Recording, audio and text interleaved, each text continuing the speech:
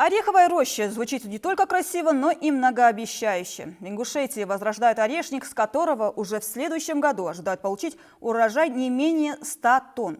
Деревья были высажены еще в 60-х годах прошлого века. На протяжении десятков лет за ними никто не ухаживал. За преображение запущенного хозяйства в доходное взялся один из местных предпринимателей.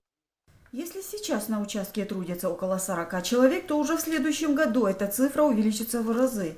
Предприниматели, взявшиеся за возрождение ореховой рощи, планируют обеспечить работой до 100 человек. Для таких населенных пунктов, где безработица на высоком уровне, это хорошая возможность. Рядом село Бердюр, Чемульга, почти 100% безработица. Позвал оттуда ребят. Эти ребята работают, они получили... у них работа появилась. Была гордость, что у нас вот есть такие орехи, можно почистить, что у нас есть такие ребята, что в следующем году мой цех кондитерский, другие у нас есть в республике цеха, что все они будут покупать наш орех, наш ингушский, местный орех. Планы у хозяина грандиозные. В будущем году получит урожай в 100 тонн, а в ближайшем будущем посадит молодые саженцы, за счет которых и увеличится урожай, а следовательно и доход. Хотя для предпринимателя, по словам работников, главная задача заключается в другом. Хорошо обслуживает, обед бесплатный, завтрак, полдник у нас бесплатный. Главное, готовить не так для рабочих, а как для себя, для дома. Не нагнетают. Работаешь в меру своих сил. В конце дня можешь получить свою зарплату, то, что ты заработал, в день 1000 рублей платят.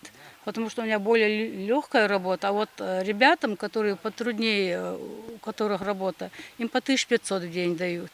Этот человек старается для людей, не для себя.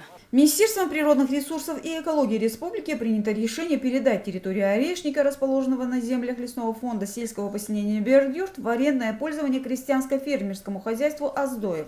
С условием, что заброшенную территорию превратят в доходное производство. И судя по тому, как на территории сада кипит работа, министерство не прогадало с выбором нового хозяина. Видно на самом деле, что арендатор является добросовестным, проделано огромное количество работы, еще предстоит делать. Элементарно, даже посмотрев на проведенную работу, мы видим, что с первых дней, как земля была отведена в аренду, арендатор ни на один день не останавливался. И более тем самым нам становится приятно о том, что наши земли лесного фонда попали в аренду добросовестному арендатору. Начало было непростым, учитывая запущенность сада, говорит предприниматель. Еще нужно наладить реализацию. Поставку планирует осуществлять в торговые точки, на кондитерские фабрики и в сети общепита. Тут пешком нельзя было пройти, не то что на машине проехать. Техники у меня не было, опыта не было вначале, не знал, что делать. Очень сильно запущенная ореховая роща у нас, очень сильно. 4200 посадочных мест здесь было при Советском Союзе. На данный момент 3500 деревьев осталось. На территории рощи параллельно со сбором урожая активно ведется очистка от засохших и гнилых деревьев и разросшихся сорняков.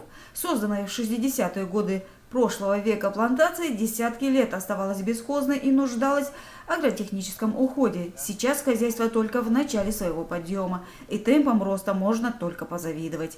Фатима Катиева, Мадина Марзиева, Вести Ингушетия.